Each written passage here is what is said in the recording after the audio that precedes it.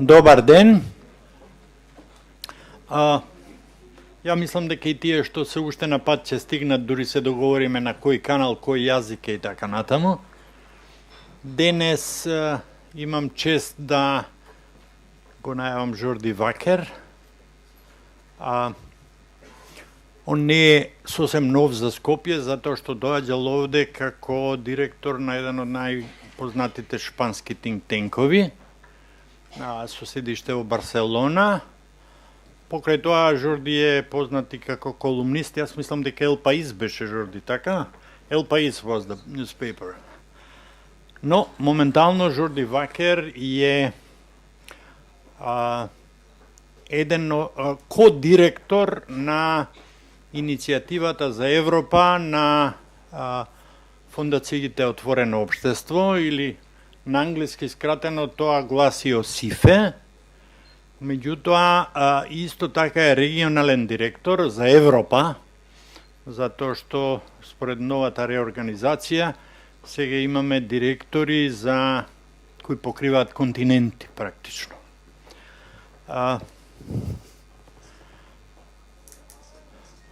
Мислевме дека е одлично да искористиме неговата работна посета на Скопје, за да го чуеме неговото мислење на една тема која некако ние му ја зададовме или се договоривме и која на македонски гласи каде оди Европа.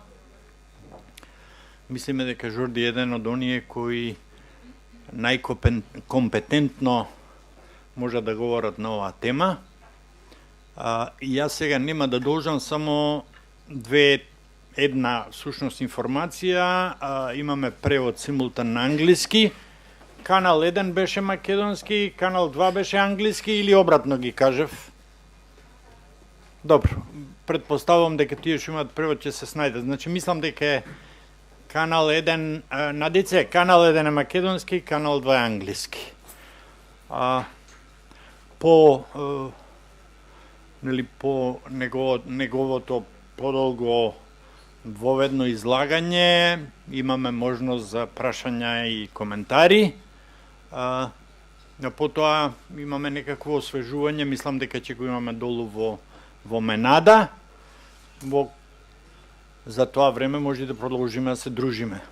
Оние кои имаат дополнителни прашања или коментари, а не успеат да ги кажат за време на ова што случува горе. Добро, еве јас толку, уште еднаш да ви се заблагодарам што дојдовте и да му се заблагодарам на Жорди што се нафати да говори на оваа тема. Жорди, повели. Благодарам, добар ден.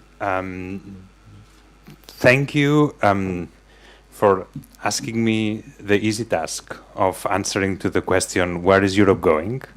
Or as it was originally translated to me, what does the future hold for Europe? Both easy questions. And the easy answer is I don't know. But I do think a lot about it. And what I want to do is perhaps not so much lecture you about Europe as much as share first some of my concerns, and then some of the issues, some of the events, and some of the things I've learned about Europe in these 2 years as a regional director for OSF that give me hope and that make me think differently about the future of Europe than my concerns about the present of Europe would initially grant. So, to put it very simply, we are either in the middle, or I hope more towards the end of a big crisis and transformational moment of Europe, where the European dream, which we never really achieved, threatens or has threatened to become the European nightmare. And let me explain what I mean. So the European dream is that of a Europe united and in peace. That's the original one in the 50s, which then became much richer and fuller. A union that would be a guarantee of the rights and liberties of citizens. So that would also have an individual dimension. Also a union of progressive convergence towards prosperity. One of social fairness, with an idea which I still think is close to the heart of a huge majority of Europeans, and makes us a bit different from other parts of the world, which is that no European, no person should be completely left out in the cold. Even if you are not the hardest working person, the most clever, the most talented one, even if you take the wrong decisions at some point, there will always be some support from society, from the state. And this is a very different dream from the American dream, right? The American dream is that someone who sells papers in the streets could end up being the president of the United States of America, that, if you have talent and are a hard worker, then you make it. That's the American dream. Whether it's true or not, it's irrelevant. It creates a narrative that moves the country forward, or moved it for a long time. The European dream is more about fairness, about no one completely being on their own, even if they're not very hardworking, and even if they're not very talented, very lucky. The European dream was also one of a transformational magnet for the neighborhood, right? So first Southern Europe, then Central Europe, in the future, hopefully Eastern Europe would be transformed by this European magnet into much more open, prosperous societies. And then the European dream was also a global benchmark for human rights, right? Nations the world over would look up to Europe for high standards of human rights. What is then the European nightmare opposed to this European dream? Well, the European nightmare that we were threatened with is one of declining states which are trapped in mutual vulnerabilities, and very interdependent states that resent this interdependence, where aging societies that are getting more and more old, are not bound together by their own will, but by debt, countries owing money to other countries, or by fear of others, right? The fear of poor migrants, the fear of aggressive neighbors, the fear of unreliable energy suppliers. The European nightmare is a Europe that is forced to compete globally in Asia's and America's terms, and not in its own terms. It's a Europe which is condemned to follow the lead of Germany, which is an unwilling hegemon. It's not a country that wants to lead, but that has the ability to block Europe. And it's also a Europe that is not able to contain backslide in democratic practice in its eastern neighbors, or in the candidate countries, or even inside the EU itself. And finally, the European nightmare is a union which is progressively estranged from its citizens, who see how every time some part of the power goes to Brussels, the voter power is diluted and is in fact lost. Voters are having less and less of a say in their everyday life through this transfer to Brussels. I think we never were in the European dream, and I don't think we're in the European nightmare. But we are in this moment where the two possibilities are there. And quite frankly, some of the tendencies are heading more towards the second, towards what I just described as the European nightmare, than the first. So what are the forces transforming and pulling Europe in one direction and the other? So what are my, let's say, big worries, as I put it at the beginning? That's the first one, which is the obvious one, that I'm not going to spend a lot of time talking about. This is the economic crisis, right? And the economic crisis, the Great Recession, and it's felt very different in different parts of Europe. It has to do with policies of austerity, mostly, not exclusively, but mostly in the south and the southeast of Europe, with emigration, with resilient poverty in the east, and growing poverty elsewhere, with uncertainty for the future in the west. In the economic crisis, let me just mention two things. One is that it has three very different dimensions, and we should not only focus on the obvious one. The obvious one is, of course, the stabilization of the Eurozone, the debt crisis. You read about this in the newspapers every day. There's a second level which some people start to talk about very seriously, which is how can the European economy be restarted?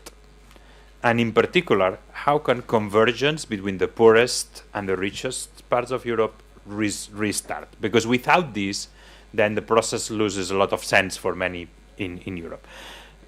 And then the longer-term concern, which the Germans have been trying to put at the beginning all the time, which is the competitiveness issue, which, yes, it's true that in addition to all of that, Europe has to at least be able to maintain its basic social contract, which requires a certain level of prosperity and therefore a certain level of success in global economy. So in the economic crisis, we are in a very interesting moment, because the way in which the core of Europe decided to deal with it, Britain plus the Eurozone, was through upfront very strong austerity. And this has not worked. This has not worked anywhere in the EU. It has plunged the Eurozone into new recession. But it's now being questioned not just by the protesters, by the losers, and by the fringe, but it's being questioned by the IMF, by the Financial Times, by, very central players of the system. So it starts in 2012, in July, when Mario Draghi says, the European Central Bank will do whatever it takes to stop the fall of any countries of the Eurozone, to the horror of Germany at the time, still now probably.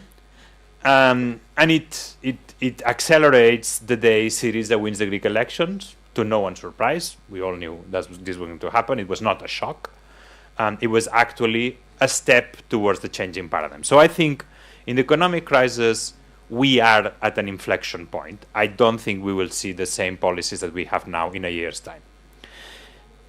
The second crisis that worries me, it worries me more because I know very little about economy, let's face it, is the crisis in democratic governance. Basically, the weakening in the links between citizens and power.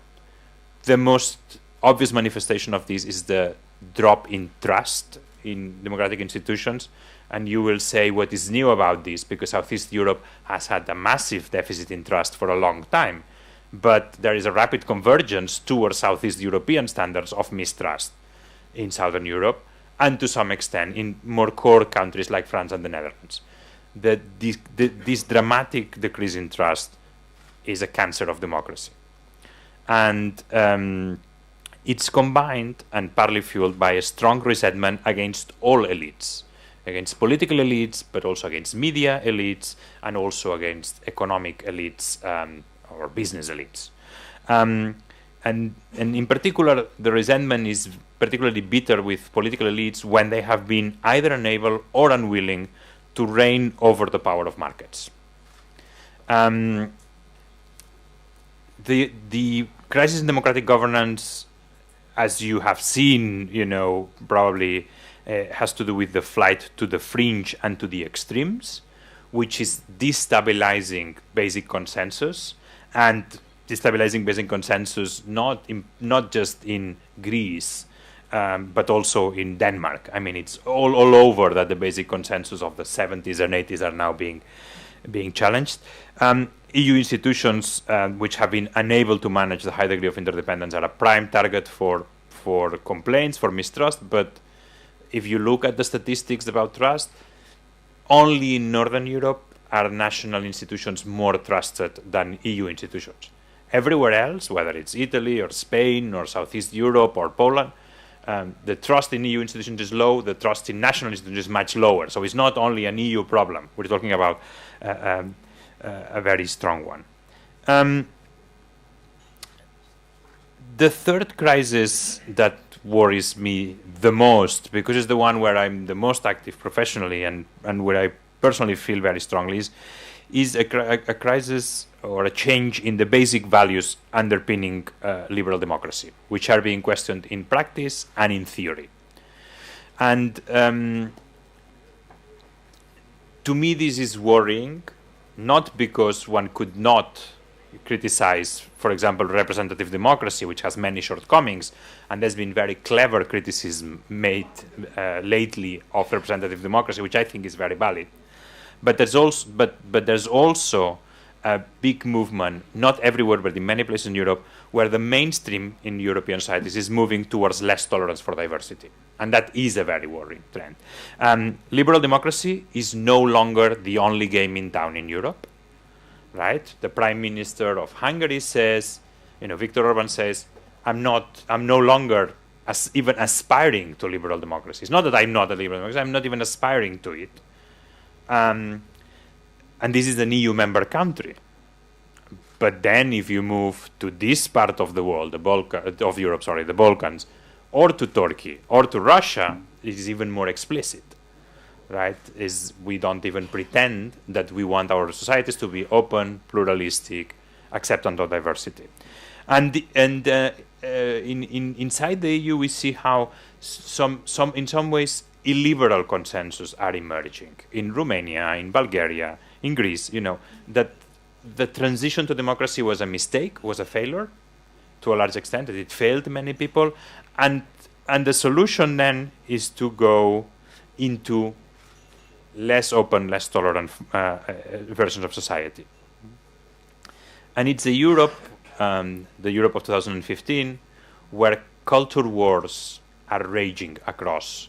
Value wars, culture wars is the American expression, but value wars are raging across the continent. And like in America, culture wars in Europe have the same battlefields: multiculturalism, religion, equality, sexuality, the female body. Those are the fields of confrontation that are happening, in Lithuania, in Lithuania, but also in France around equal marriage, or in Poland about gender equality, sex education of kids. There's, or as they call it, sexualization of childhood, because they always have this clever way of, turning the words around. It's a big debate in Croatia, but it's also a big debate in Latvia. So in distant places, you have similar wars happening.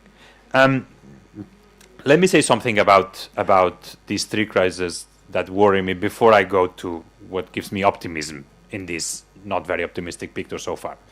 The first one is that economic crisis created the environment in which the democratic link, the democratic governance, and the values were put in question.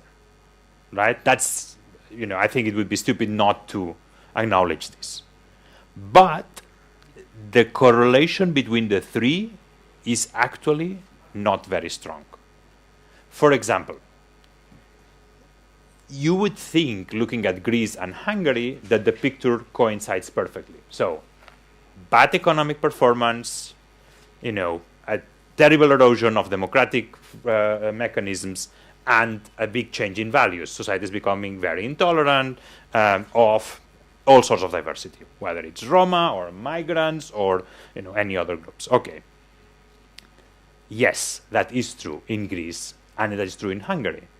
But three of the worst hit countries by the crisis, that are Ireland, Portugal, and Spain, have not seen a significant change in the levels of tolerance.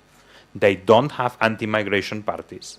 And they actually have all moved, if anything, towards more liberal positions. Portugal approved equal marriage during the crisis, and most likely Ireland will approve it in referendum, hopefully. The polls are very good in 1 or 2 months, right? So, and even if you take more in the neighborhood, Croatia and Serbia, which have been really badly hit by the crisis and been 5 or 6 years in recession. For all the bad things that have happened in these two countries, what has not happened is a growth in radicalism. Right? There's been state capture, there's been authoritarianism from the state, but it has not been a time of radicalization of these societies. And those are societies which know about radicalization. Those are societies that have a long history of very strong radicalization, a very recent one too. and the other way around.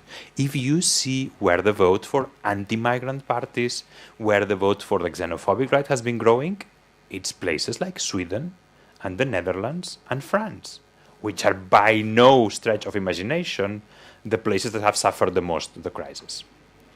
Why am I saying this? Because this means that when there is a deterioration in the values of tolerance and open society, there is agency. Someone is making it happen. It's not just that people become poor, therefore they become haters. Crises take the best and the worst out of people. I've been quite active in Greece and Spain during the crisis, and going a lot and following from very close. I think there's nothing deterministic that would make people turn against migrants during the crisis. It happened in Greece with 27% unemployment. It did not happen in Spain with 25% unemployment. The difference is not this 2%. The difference is who used the anti-migrant agenda for their own political gain, for their own media game, for their own whatever game, it was social or whatever it is, right? And you had, in my opinion, this is a very strong opinion, a morally bankrupt government in Greece that used migrants as a scapegoat, which fed on the extreme right and happened many other things. It's not only the government's fault, you know, if you become a hater, it's your fault. So I think there is individual agency too, not only political and collective agency. I think if someone encourages 15-year-old children to go and throw stones at Pakistani shops, as has happened in many Greek cities, his or her responsibility is also individual. It's not only collective. But my point about agency is that the transformation in one sense or the other, going to the nightmare or going to the dream, that is a question of who does what, who is actually getting involved. Okay, enough of bad news. Because where Europe is going, I think also has a lot to do with how European societies are reacting and have reacted during the crisis. And what I wanted to do is use a few vignettes, small stories, like small pictures of things that have happened since 2008 until now, which give me reasons to think that there is actually a lot of energy in these European societies. Iceland was the first country to be hit by the crisis, as you will all remember. And one of the things that happened as a reaction to it was that they generated a sort of almost crowdsourced system, a very open system to generate the new constitution. A new, progressive, very nice constitution, which was then defeated in parliament, right? Disaster, right? So you have all this participation, and in the end, you don't have a good constitution, or a better constitution, because the old political parties defeated in parliament. Well, let me give you one reason for hope. I happen to know some of the people who were in the committee that was getting all these emails, Facebook comments, and all this from people about what should be in the constitution. And I was talking to my friend Celia in Reykjavik, and she was explaining, okay, so we were asking, what did you receive from people? And, she would say, okay, 10% strange things, right? People who are obsessed with UFOs or who are obsessed with whatever it is, right? Let's say 3, 4, 5% interesting things we had to look at. 80 or 90% of what we got is actually stuff that is either already in the Constitution or could be the subject of laws that would be perfectly constitutional. What does this mean? The first thing is, when you ask people about a constitution, which is a complicated thing, first, they participate seriously with proposals that make sense. Second, they come up with very similar ideas of what they have. Europeans are not dissatisfied with democracy and dissatisfied with how it's being captured, abused, or distorted, right? And third, and the new ideas that came in the Icelandic constitution and others, they are not ideas that are super utopian and out of anyone's imagination. They're actually very reasonable, realistic changes that the mainstream, that has become sclerotic, has called radical, but in fact they are not at all. And this is exactly what's happening now with the sort of radical left, right? If you see Podemos or Syriza and you read their programs, Syriza a bit more, but Podemos does not qualify as extreme. It just doesn't, or as radical, except in very few things which have been made radical by a very conservative mainstream. Not conservative in social values, but conservative in how democracy should work. So it is the narrowing of the political space that's worrying, not what is outside this space trying to get in. That's my first reason for optimism. Europeans, by and large, want liberal democracy to work. They don't want to transform it upside down. They want some changes to it, but especially what they want is to rescue it from capture, from malfunction in many instances. My second, let's say, story it happened in Strasbourg at the European Parliament in 2012 in summer. And it's where an agreement between the European Union and the United States was voted and actually did not pass the vote. It was not ratified by the European Parliament. It's the Anti-Counterfeit Treaty Agreement, or ACTA, famously.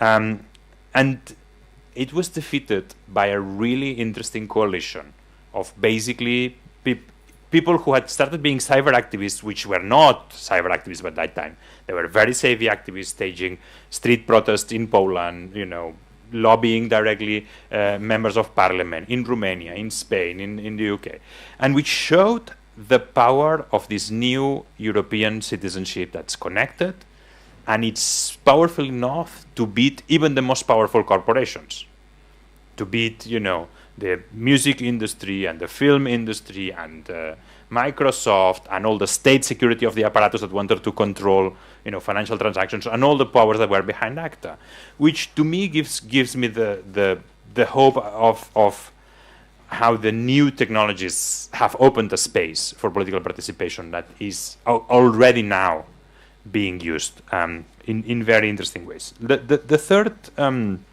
vignette is, the first story happens in Ostrava in September 2016. Ostrava is in the Czech Republic, very near the Polish border, and also relatively near Slovakia. And it's a city. It has the highest concentration of Roma people in the Czech Republic.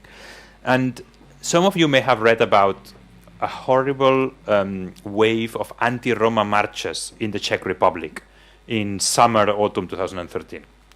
Right, pretty nasty incidents of basically neo-Nazis having horribly worded, rallies, demonstrations against the presence of Roma people, and after 4 or 5 of those, what happened in Ostrava in September 2013 is that the local Roma communities and activists and all this organized the counter-march, which was 4 times more attended than the Nazi march, and which proves, in my opinion, that when you, instead of taking for granted that some parts of society are victims and some parts of society are to be defended all the time, and you actually take them as serious political actors, in fact, you can demonstrate that the ones who are in the minority, the ones who are very few, are not these marginalized groups, but are actually the ones who are discriminating and who are actively hating. A similar vignette that inspires me happened in England with a party, the British National Party, BNP. You may have heard about them. Horrible racist party, which got some successes in the mid-2000s to the extent that they had not only 2 members of European Parliament, but actually a very good representation in local councils in some places in England, including one suburb of London. There was a coalition that emerged in Britain called Hope, Not Hate. And Hope, Not Hate started really inspiring activism that went door to door, that used, it's interesting, we always tend to think that, young people, for example, are the ones who will fight racism, right? The ones who will go out, and they were doing their serious research, and they discovered that the most resilient group in society against racism were not young, energetic boys or girls. It's actually middle-aged women, mostly mothers. That's the group which is least likely to be sensitive to racist discourse, and actually the ones who would be most ready to stand against this discourse, the discourse of hate. That was their finding. So they mobilized very cleverly the unusual suspects. They were going to all the neighborhoods everywhere where one person from the BNP had been elected. They did a very intense campaign of just saying people hate leads nowhere. The BNP in May 2010 in Barking and Dagenham in London went from 12 councillors to 0 thanks to this campaign. It went nationally. It had 68 councillors across the country. It now has 2 in all of Britain. It had 2 members of European Parliament. It has none now. What this means is, radicalism and extremism can be beaten. There is enough energy in our societies that if you mobilize it rightly, people in the end can be convinced to reject, not just to contain, not just to corner them, but to really get rid of it. And the British National Party is history. And you will say, yes, but there's UKIP, there's English. Yes, but an openly racist party in Britain was pushed out of society and of politics by very clever activism.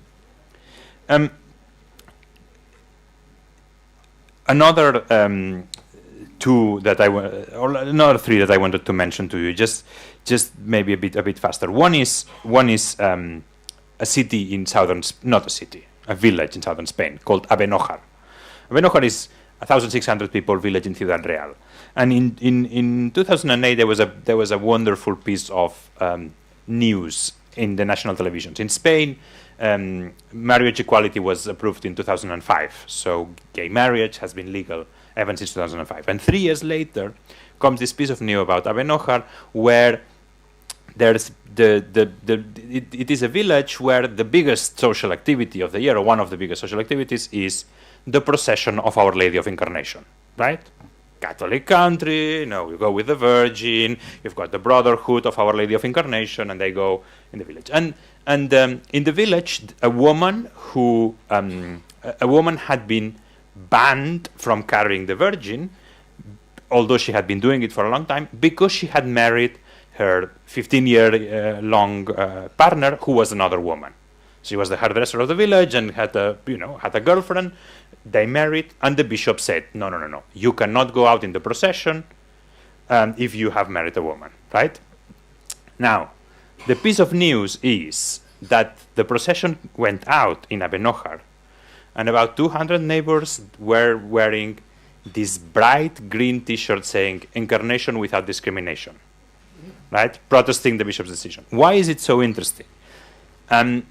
The sound bites of the piece of news were fantastic. One is a woman carrying the green T-shirt, and then and the TV reporter is, why are you carrying this T-shirt? Why are you here? And basically she's saying, well, it's along the line of, who does the bishop think he is? Why does he think he has a right to decide? And why does he think he has a right to discriminate? It's none of his business. Now, one would think processions and marriages are pretty much the core business of a bishop, right? But the interesting thing is that this woman was denying the bishop the legitimacy to discriminate. The other soundbite which was also very very interesting, was an old man who was obviously from the village and kind of looking like a villager from deep Spain. And they ask him, what do you think about what's happening in your village? And he says, well, I don't know what all the fuss is about, because it's happening all over, right? All over Spain it's happening. Now it happened in our village that the hairdresser married a woman. Now that isn't true, because all over Spain, women overwhelmingly marry men, right? It's not like it's kind of half and half by any stretch of imagination. But because it's legal, and because it's in the media, and because it's not silenced, and because it's public, it creates a false sensation of normality, which actually makes life much easier. Why am I using Ave Nojar as an example, and what does it make me conclude about Europe? Because change doesn't take generations. This change did not take generations in Spain. In fact, what it took was a good media environment, a society that was ready to move on, and good legislation. And the combination of the three made the change happen. Not because the old people who were homophobic died after long years and then the young generation came. Because the old people were actually saying, what's all the fuss about? I mean, we had this horrible Franquist education, and I don't believe in it, right? This idea is very deeply ingrained in Southern and in Central and Eastern Europe. After 70 years of Soviet system, you need 5 generations before blah, blah, blah, right? Bullshit. Societies close very quickly and open very quickly. And it doesn't take everyone to die before people change their opinions. People change their opinions at age 75. And I think that's really important to have it in mind all the time. Finally, no, not finally, 2 more. One more is the U.S. In the U.S., in the streets of the U.S., there were billboards, publicity adverts, saying, Prime Minister, a woman, Foreign Minister, gay, Finance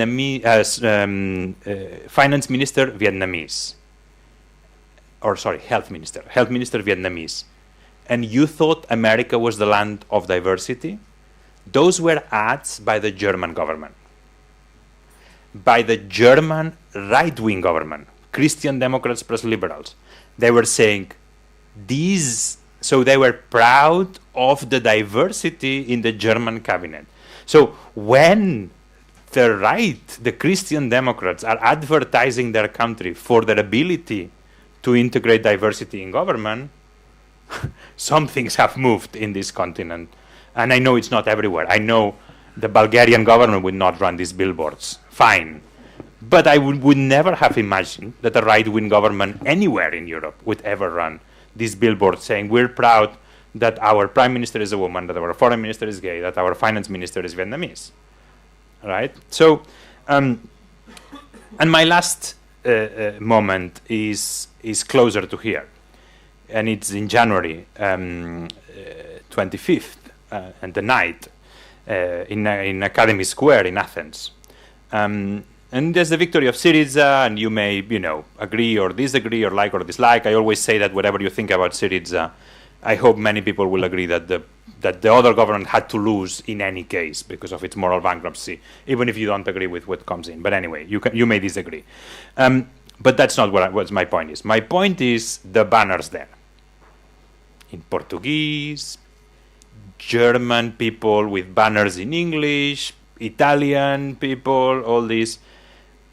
The political Europe that failed to be constructed with the European Constitution, it failed to be constructed from the top, is actually happening already, from the bottom, in many ways.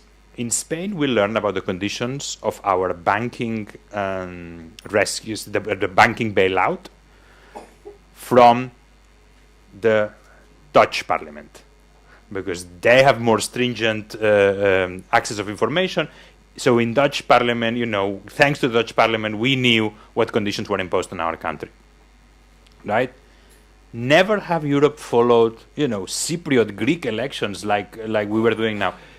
All of a sudden, the Europe is not only being built in a closed room in Brussels, but it's actually being built by political connections, by 15M or Indignados protesters in Spain going to Gezi Park and sharing their experience about protest and all this. That's how Europe is being built. And I think that's very inspiring, because if it was also only built in closed rooms, we've seen all the mistakes that were made, which are many.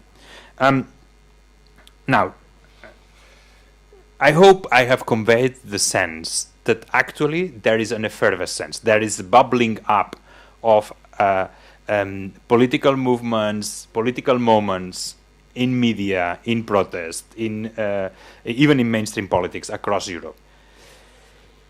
So what does this mean for what does the future hold for Europe? Your original question, Vlada. Well, I think, of course, the crisis is not behind. And a lot of people are thinking also of the post-crisis. Will we continue on relative decline towards Asia and the rest, which is not a bad thing, because there are many and they're very poor. So it's a good thing if Europe is a smaller share of the global prosperity, or it will be an absolute decline where prosperity cannot be kept, where we have impoverished people who don't have access to the basics, to health, to education, all this. I don't claim to have the tension, but the answer. But what I do have is a clear sense of where the tensions are, where the big debates are, and they are, at least in my conception, three. The first one is the debate on inequality, because inequality is profoundly problematic everywhere for democracy. And I think in the US, for example, they also have a big problem with inequality and their democracy. But I'm not looking elsewhere.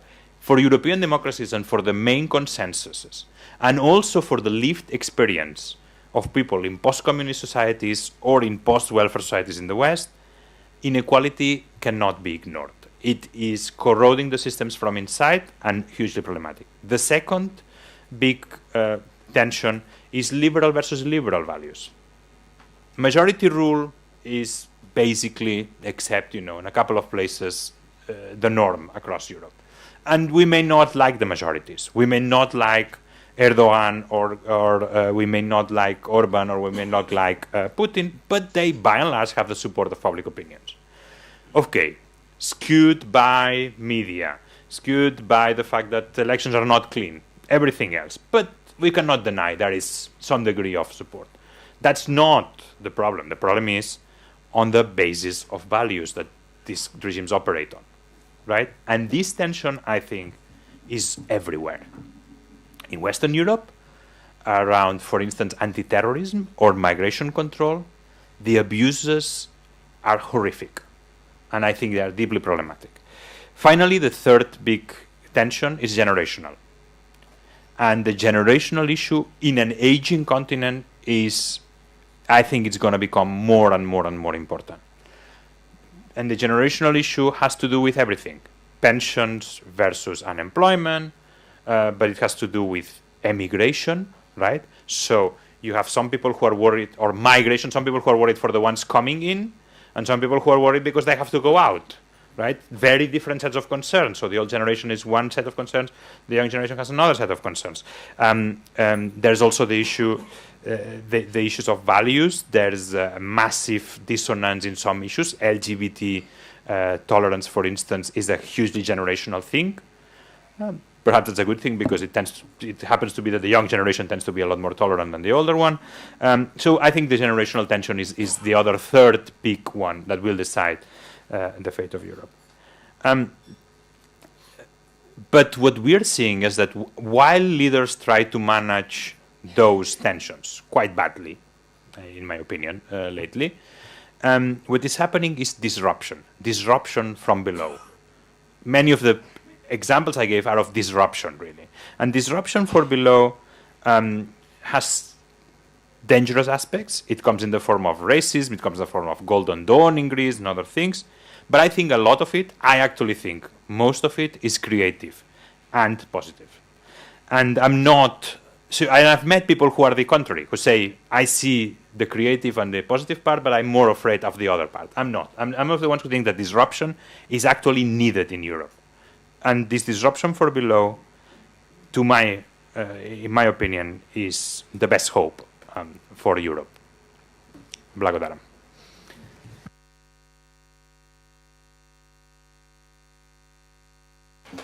Благодарам, Жорди. Јас знам дека овде има неколкумина кои многу би сакале да разговараат со Жорди, ама настрана. Ја ги молам прашањата и коментарите да ги кажат овде, за да можеме сите да учествуваме во таа дискусија. Ќе повторам за Жорди. Знам дека овде има неколкумина кои едва и чекаат да го киднапираат Жорди настрана и да го прашуваат или да коментираат, ама јас се ги предизвикувам да го направат тоа овде, за да го чуеме и ние тоа. Јас морам да признам дека да, јас многу ги сакам винетите и овие винети што Жорди ги кажа, онака се баш би рекол за како мали просветлувања. Имаше една поента тука што за која предпоставам дека сите ние овие денови размислуваме. Тоа беше прашањето на промените. Тоа дека Жорди вели за промени не треба вечност, не треба век, не треба 100 години, а промените може да се случат брзо. Тоа што значи? Тоа ни го избива од раце аргументот дека нема логика да се активираме, да правиме нешто, затоа што и онака промените не се случуваат, односно, иако се случат, ќе бидат многу бавни, па може би тие промени нема да бидат ни нешто што ќе го промени мојот живот. Јас тој аргумент го слушам многу често во последно време. Не го слушам од млади луѓе. Го слушам од оние што се негде меѓу млади и средна генерација, а бога ми завлезени во средната возраст. И мислам дека е тоа нешто што длабоко не засега сите нас тука кај што сме. Ја немам коментар за ова, немам прашање за ова, затоа што овие денови имам расправи, дебати, па дури и караници на оваа тема. Меѓутоа, предпоставам дека можеби вие ќе имате коментари или прашања врзани со тоа, зашто предпоставувам дека она што некако ќе го споделиме тоа дека ова што сега тука Жорди го говореше не засега сите нас длабоко.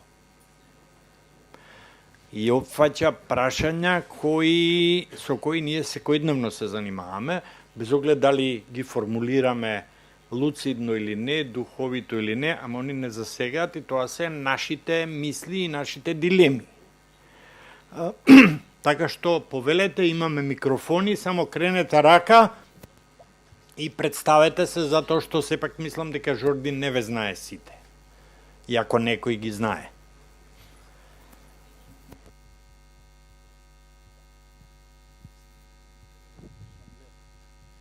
Скршам ледот, нели?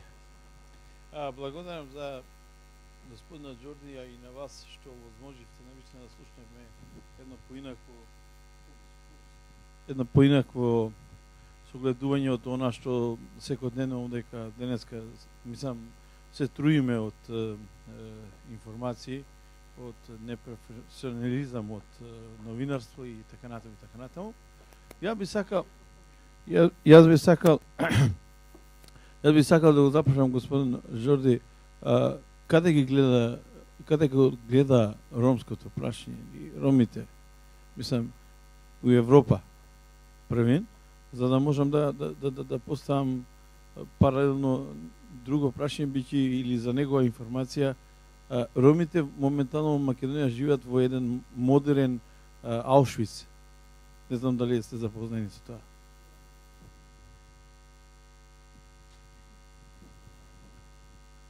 Jordi, would you like to have more questions and then to answer or comment, or what? I'm happy to take more than one question. I'm taking okay, notes. Okay.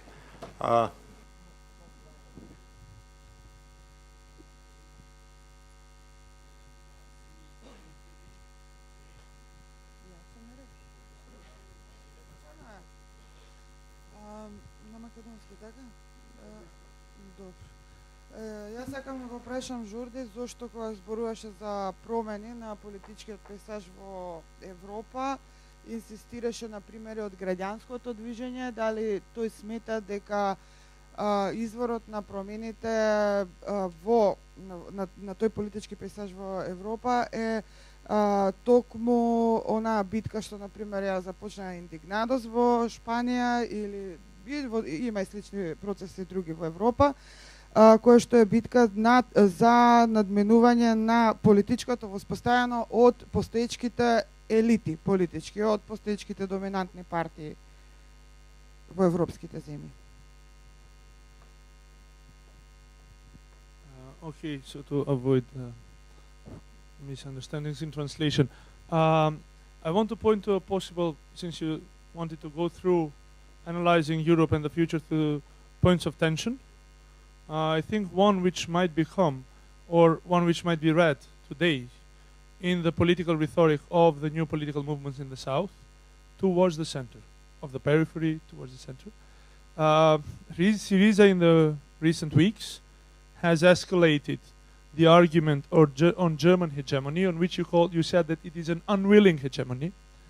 And then we see that in the negotiations between Greece and Europe, basically, with German heads of finance, we see a stubbornness of Germany to remain on the financial dogma of austerity, which guarantees it a hegemonic status, and we see a sort of increase in rhetoric of anti-imperialism against Germany in Greece. 2 days ago, the Secretary General of Podemos, Iglesias, in Democracy Now! With Amy Goldman, he stated that our country is suffering European financial imperialism that is German imperialism. So my question is there a possibility that under the sort of rise of these movements in the periphery of Europe, maybe probably seen next in Ireland, there might be a sort of tension of the countries in periphery against particularly Germany as an imperialist power in Europe?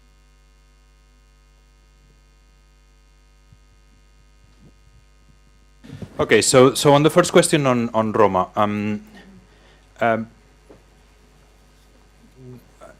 I'm particularly worried about one new phenomenon, but there is a lot which isn't new. So there's a lot of ongoing, centuries-old discrimination and marginalization. I don't know the conditions in Macedonia of the Roma population. I have been in another part of Macedonia, not in the Republic of Macedonia, but in Greek Macedonia, for instance, in settlements like Dendropotamos, and quite frankly, that's bad enough there. So my new concern, so the old concern, and actually I happen to work for an organization that actually has been working with Roma issues for decades. So I have many colleagues who only do that all the time, and I'm actually acutely aware of the difficulties. But what the new phenomenon that worries me in Western Europe in particular is that anti-Roma feeling has become an almost acceptable form of racism, in that you could say things about the Roma, and by the way about the Muslims, that if you say them about black people, or in particular about Jews, would get you in court. But because you say them about the Roma or about the Muslims, they're fine. That is very worrying development and new. The rest, unfortunately, it's terrible, but it's an old, centuries-old story that continues and worsens. And it's, of course, being used by some of the new populist movements to gain more influence, whether it's Ataka in Bulgaria or any other. Why focus on social movements? I don't think all the change will come from social movements, but I think their ability to disrupt systems that have become very closed and sclerotic is what gives me hope. But then they have to either become political parties, or the existing political parties have to seize the opportunities to change things. I don't believe in revolutionary moments happening across Europe. I don't think we're in this situation with our societies. Although some have happened in Ukraine, for example, and it's not a left-wing revolution precisely, but it's been a revolutionary moment in that the system has been very disrupted. I think disruption offers the opportunity for change. It doesn't mean that it will bring change. And I don't think these movements are able to, per se, take power. I mean, the worst thing that could happen to Spain is to be governed by the Indignados overnight. There are people that are not prepared. They don't want to. Some of them are even anarchists. So, there's no direct translation. But the system had got to a degree of closedness that without disruption, there was no way forward. So that was something. I'm thinking in some places, disruption is needed before an alternative can emerge. You need to disrupt the mechanism. That's why I called it disruption rather than, revolution or anything else. And on the third question of the periphery versus center,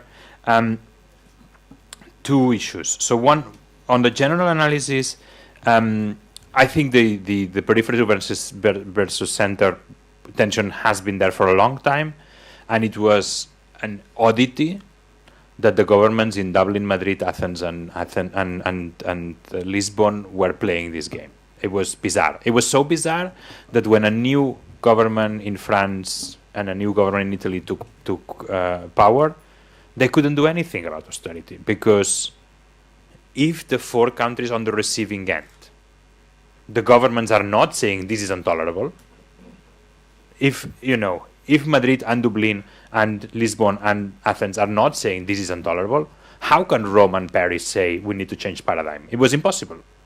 It was an impossibility. So the tension was there. It's just that, surprisingly or not, the dominant elites in the south of Europe prefer to preserve their privilege at massive costs in social situation and also in inequality, than to reform in exchange for a different deal with the debt. That's what Syriza is promising. And Syriza, to me, is much more credible in reforming the state than Nea Demokratia, who was cooking the books and doing all these things. But of course, Syriza is putting the conflict out in the open. The conflict which already existed, it's not been invented and it's not new. That dates back to 2010 with the first Greek bailout. So that's one thing. Second thing is Germany. Germany is not stubborn out of Germanic genetic stubbornness. Germany is locked in a coalition government with very little room for maneuver, and Germany is one of the few governments in Europe that is actually answering to their voters and doing mostly, by and large, what their voters want. And there is a massive clash of sovereignties and legitimacies. What the southern populations want and what the northern populations want is in full contradiction. The southern governments have ignored what their populations wanted, but Germany's government isn't ignoring what their population wants. Now, it's a very difficult compromise, but it's not irrational for Germany to behave like they are doing. Third part, is this imperialism? No, it's not imperialism. And in fact, the language of imperialism used by Syriza in particular, and also Podemos, makes me very uncomfortable.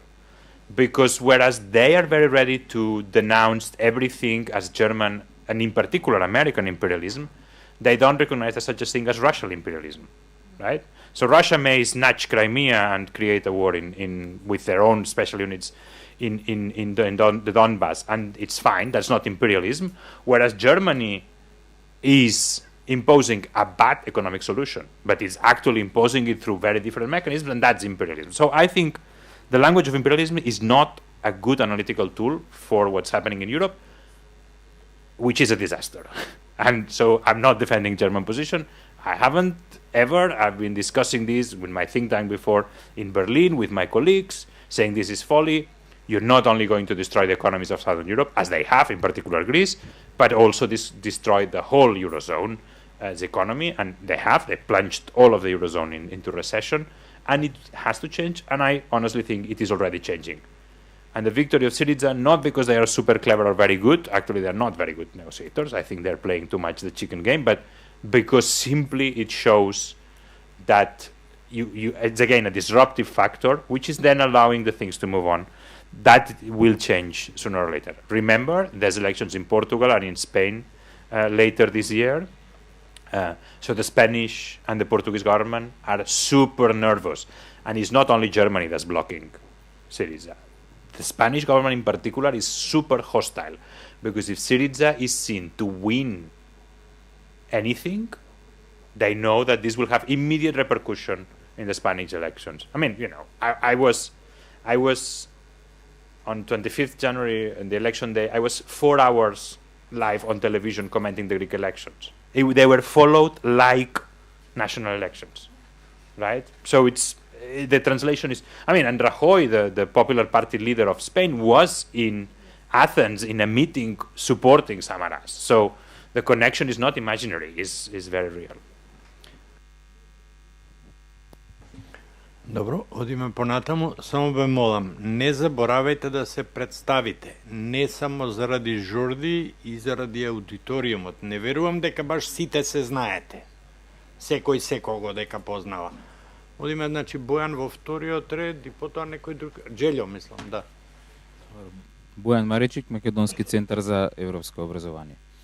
Ја спомнавте тензијата меѓу либерални и нелиберални тенденции или илиберални тенденции. Јас имам едно прашање кое што има пошироки импликации за регионот. Како мислите дека ќе се разреши таа тензија помеѓу либерални и илиберални тенденции на ниво на европските општества, значи особено оние на северот, на западот и центарот, биде и како разрешувањето на таа тензија ќе влијае врз централните европски институции и нивната политика кон Балканот. Зошто го прашувам ова?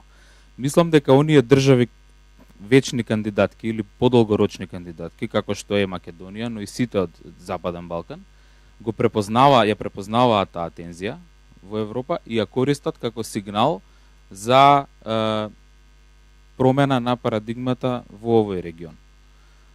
Што мислам со тоа? Многу често од популистичките, да речам, но и мејнстрим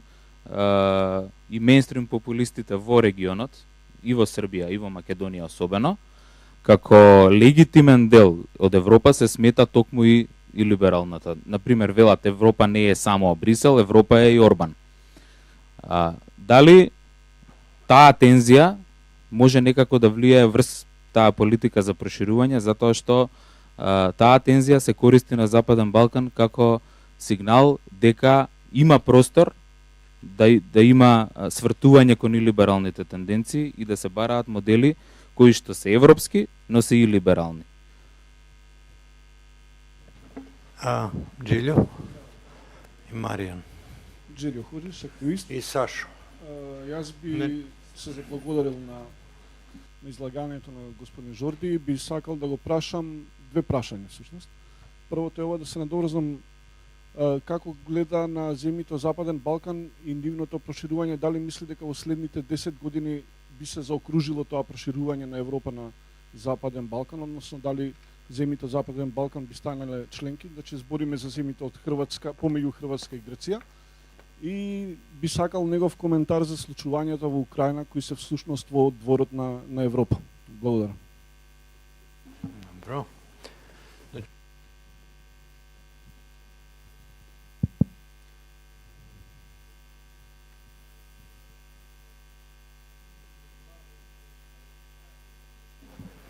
Здраво, Маријан Забрченец, Младински образовен форум и граѓанска платформа Ајде.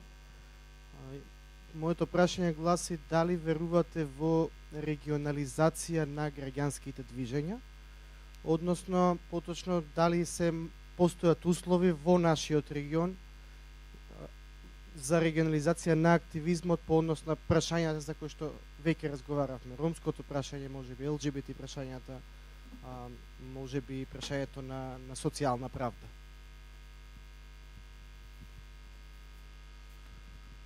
Јас викам Сашо Орденовски, новинар. Ме интересира како гледате на перспективите среднорочни на Каталонија во однос на ово што го говоревте. Значи, како гледате на среднорочните перспективи на Каталонија во однос на овој дискурс кој што го говоревте?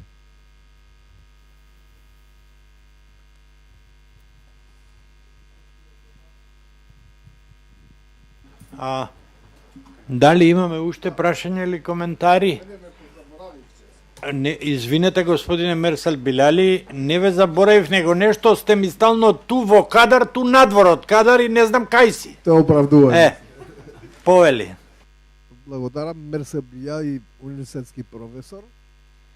Прашањето е општо познато дека институциите на Европската Унија помалку или повеќе се бирократизирани, затворени во себе, или подалеку од граѓаните, дури и од јавноста, и се случуваат во повеќе случаи да добијат институциите, значи субјективни информации од одредени, ангажирани, па дури и комесари, например за проширување и така натаму, и да се стекне слика дека една држава има прави голем напредок во повеќе области и потоа да се изненадиме дека сепак отделни држави се рамни на диктатури или режими, да кажеме држави, рамни на опасни диктатури и потоа ни се враќа тоа како бумеранг, како експлозија, како мощна регионална работа. Како е вашето експертско мислење, што треба да се смени, да се има баланс на контрола, да се избегне субјективизм на одредени луѓе, комесари или мотивизација за нешто лично и така натаму, што не се исклучува. Благодарам. Елида, мислам, беше. Hello, my name is Elida Zulvari. I'm a journalist. I would like to ask you about the current situation in Macedonia, or what do you think about Macedonia, knowing that the opposition is out of the parliament, and Commissioner Hahn was here, and he's worried about the situation. And what do you think about our current situation? Thank you.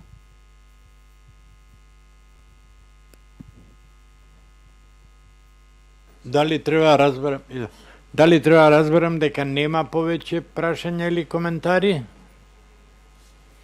Добро. Jordi, please.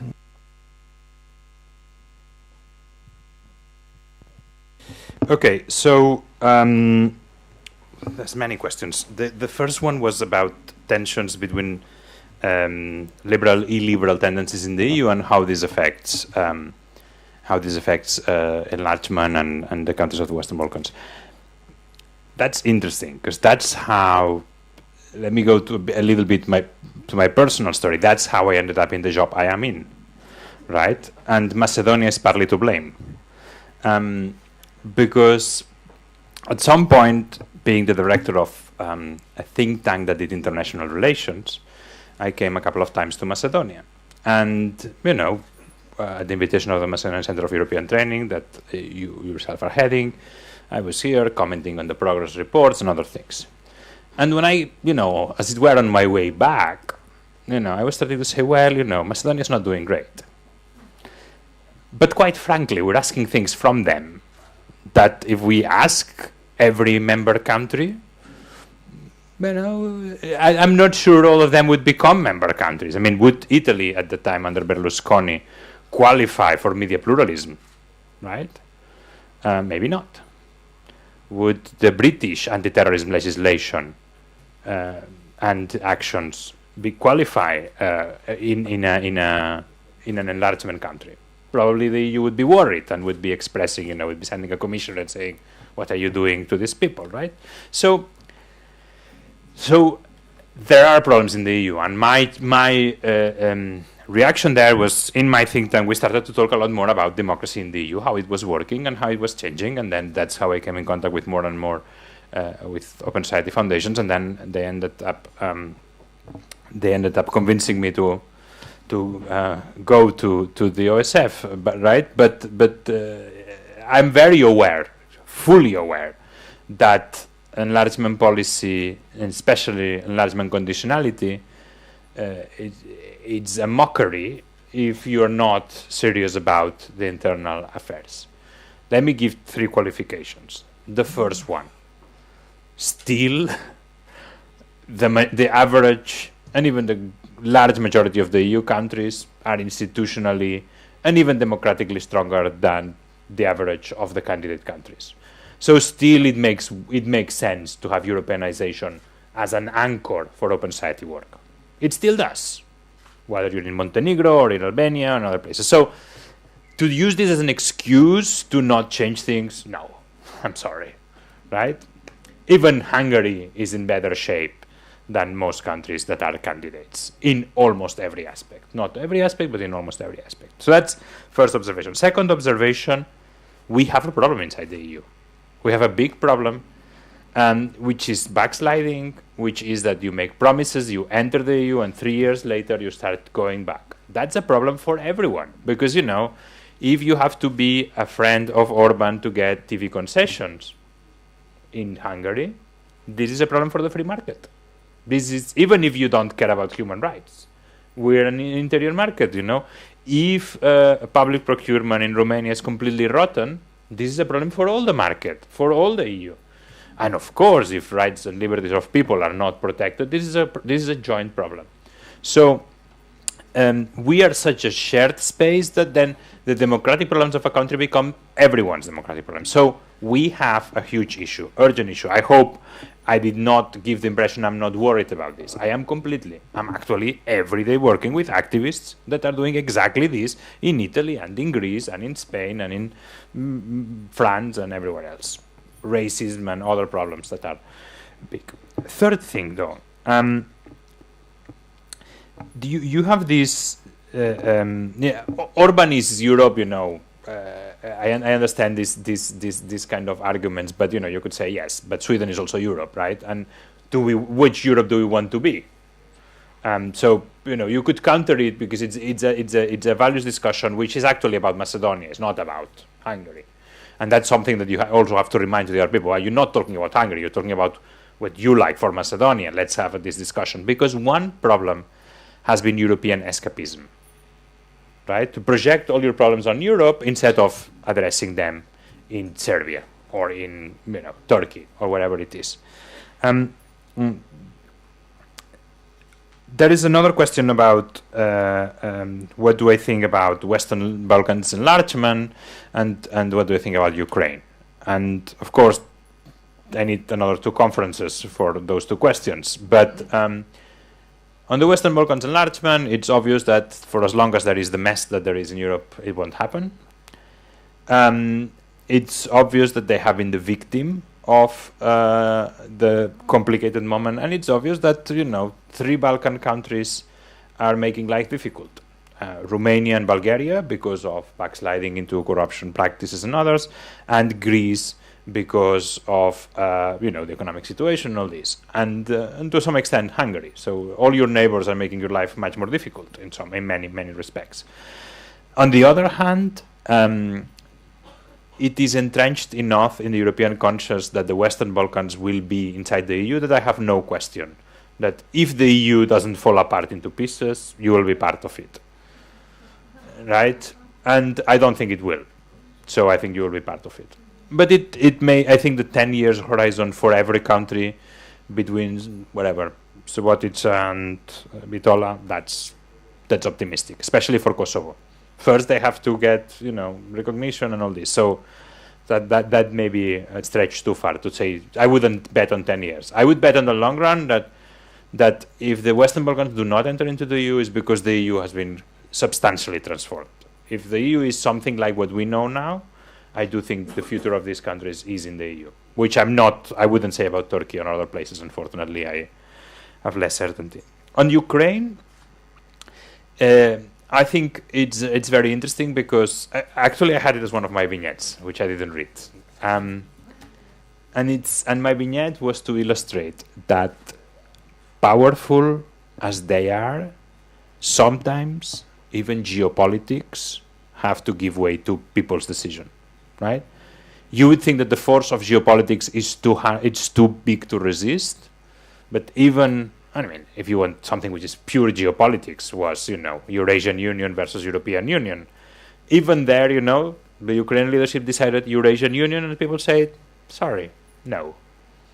We're not going with you to Eurasia, right? So with all the mess that was Euromaidan and all the mess that came after Euromaidan, I still think it's an inspiring example that says, it's not only about big men in big rooms deciding for the world in Washington and Moscow and Delhi. That's not the world, because there's people and there is still agency outside the big rooms of power. So even if Viktor Yanukovych thinks we're going into Eurasian Union, sorry, Mr. Yanukovych, no. So I'm inspired by this. What has happened afterwards is a huge complication. Geopolitics are, of course, taking their revenge, big time. And it's actually very interesting how in the end, what made Putin really powerful, which was the price of oil, is what will probably make peace in Ukraine possible, minus Crimea, of course. Just because, because the situation in Russia is becoming very difficult, so that the situation of strength has become a situation of weakness, and therefore there is an appetite for an extremely expensive war, not only in money, because all these Russian soldiers dying in Ukraine who cannot be called soldiers, so they cannot be given a good, not even a good funeral. Well, the families are not happy, and Russia has a very strong civil society tradition of mothers of soldiers protesting, since Afghanistan. So the Russian government is measuring its actions. Sorry, I have a lot more to say, but perhaps it's too much. Marian was asking about whether I see a regionalization of civil movements. Interesting.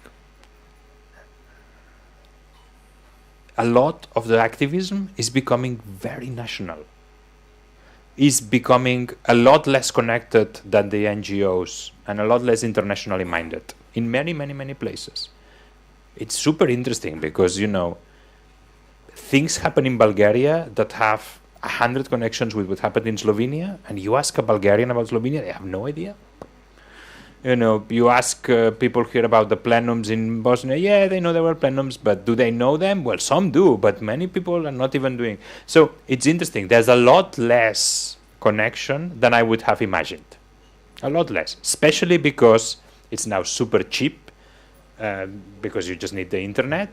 But even to travel across the region, for instance, is not complicated. Visa requirements are a barrier only for Kosovars, really. It has changed a lot, and despite this, you have less connectivity in all these new movements, probably than ever. Why? Because people are so deeply engaged with the local and with what's going on in the moment, they don't have time to connect. I think these connections will happen, but they are happening a lot less than. So I'm surprised by how little of pan-European mobilization there is. Although, at the more political level, as I described before, there is more and more. So whereas political parties and the political discourses used to be very national, and the civil and activism used to be very international minded, this is changing. So politics is becoming more interconnected, as I described between Spain and Greece, for example, but activism is becoming more localized. Maybe it's not a bad thing, because in some places, especially in Central and Eastern Europe, sometimes it was too international. People were all the time thinking about international events and not enough talking to the people in their own spheres. And then the last, not the last. So the two easy questions for the last. What do you think about Catalonia? What do you think about Macedonia? Right? Yes. There has been a sort of, especially the austerity drive has created this sort of European social movement with European social forums. And there was a huge event meeting in Athens, which was the Alter Summit. And we generated some common strikes in Portugal, Spain, Italy, Greece. They were organized together, and it was a major European strike in these countries. So we were actually researching this, and we were asking people. And yes, there's been pan-European movements, and then 15-0, which was the big day of post-indignance and all this. When you ask the activists during protest or immediately thereafter, the huge majority don't have Europe incorporated, other than as a distant figure of hate, but not as they don't feel part of a transnational movement. Like the alter globalization movement was in essence transnational. It was almost, without transnationalism you couldn't understand. The Plenums movement, Dance With Me, Gezi Park, Euromaidan, 15M, all these movements were very, very, very local. People were out there as Macedonians or Croats or whatever it is, much more than before. It's different. It's a different phenomenon. So there is connections, but a lot less than I would have imagined, given the interconnected nature of the crisis that is hitting us. And So yeah, you saved the two easy questions for the end. What do I think about Catalonia and what do I think about Macedonia, right? Midterm perspectives for Catalonia. You know that there has been a big raise in pro-independent sentiment, and it's still high, but lower than it has been. I think there's no way Madrid will ever accept a legally agreed referendum, because it's an existential threat to Spain in many ways. I think that is silly. I think they could win a referendum and settle the situation just like it has been in Canada or the UK, but you know, they didn't ask me. And what will happen in the midterm is that Catalonia will become more part of the mainstream. Podemos will grow in Catalonia, so it will be a less insular conversation there.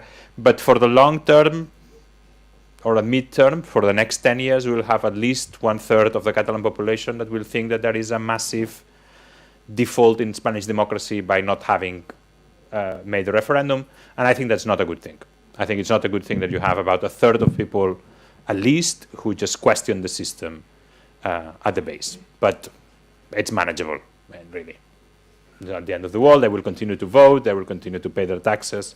Don't expect a Catalan revolution tomorrow, at least not for national issues. On Macedonia,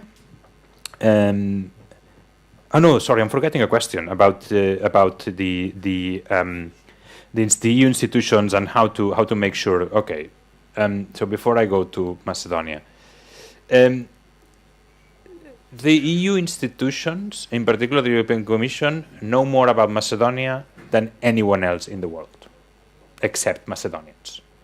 The event to which they know your public administration, the extent to which they know your public administration, your agriculture, your regional funds, it's astonishing. Because they go very deep, you know, and the famous, you know, they have massive checklists, they have a big delegation. It's not ignorance. When people are deciding to close the eyes to some things that happen in Croatia when it was a candidate country, or nowadays in Serbia or in Macedonia, is not for lack of information. I have to say it. I don't think the European institutions know Macedonia less well than anyone else, if they want to. The question is, do they want to become political about it? And there's three barriers to this.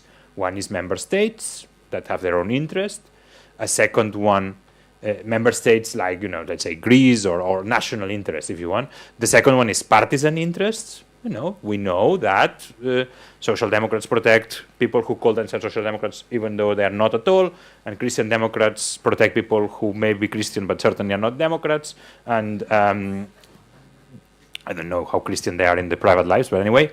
And so and then the third thing is there is a very strong technocratic impulse to remain out of the political fray, because if not, the Commission fears being excluded from the big process of enlargement, which still now they more or less control. And they don't want to be put in a situation where they are no longer in the driving seat. That's how I don't think it's an issue of telling them more. I don't think it's lack of information, honestly. I think it's lack of an honest assessment and an honest use of this information. Maybe it sounds too critical, but that's my opinion. I don't, you know, what do I think about Macedonia? Let me not tell you what I think about Macedonia, but let me tell you how I feel about Macedonia. This is I think it's my 5th or my 6th visit to Macedonia. And every time I have come, it's been more depressing in many respects about the evolution of the situation. Seeing things I didn't like, seeing how Europe was neglecting it, seeing how the name issue became from, you know, difficult but actually tractable to, you know, a completely blockage of everything else, you know, not just because of Macedonia, but because of its context and everything else. Seeing how the models, you know, that could have been useful, like Turkey, have turned sour and are actually unhelpful models. But I leave this time more inspired. And the reason I leave more inspired is because I see what I called in some way disruptive phenomenon happening. And I'm not just talking about the students demonstrations, but generally the feeling that where in the last 3 visits, I had just heard, people saying, well, no one is really reacting, and the opposition is not doing much, and this and that, and this government, is making mistakes, but no one is really working against those mistakes, so the things are going in the same direction. There is a feeling of change, right? I am not here to judge either the government or the elements that are happening. But because I'm interested in citizens' engagement, when I see greater citizens' engagement, which may or may not lead in a change to government, I don't know, you don't know, no one knows, right? I'm inspired by it. Inspired by the engagement itself, which is very important. And when you think, in general, in Europe, when you see cynicism becoming predominant, or apathy becoming predominant in society, I get very worried. I get almost more worried when I see this than when I see tendencies I don't like in government or whatever it is. And this is true for Spain, it is true for everywhere else. When I see people becoming more active and taking things in their own hands, I find that, I find that inspiring. Even if then it fails, even if then government, is a complicated matter, there's international circumstances, everything else. So, back to your original questions, what do I think about Macedonia? I think about Macedonia that it's in a very interesting moment. I'm not at all judging it from the point of view of, this is a change of paradigm, or the country is changing. It's not a changed country, what I've seen from what I saw. It certainly is a country that I would recommend people who are not following this country from close to say, well, have a close look at Macedonia now, because the many things that are happening there, especially, I'm not talking about political scandals, I'm not talking about what the opposition is in parliament, is not in parliament, especially I'm talking about how people and activists feel about their country, about their own willingness to engage more. That's what I find inspiring.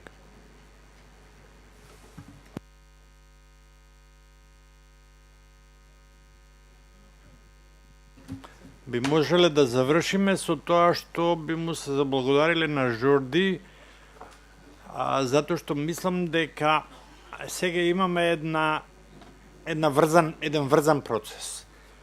Ако Жорди се инспирирал од промените, од подигнатиот дух што го гледа сега во Македонија, ја барем мислам дека можеме да го кажеме дека она што он денес го говореше и разговараше со нас, е сега инспирација за нас.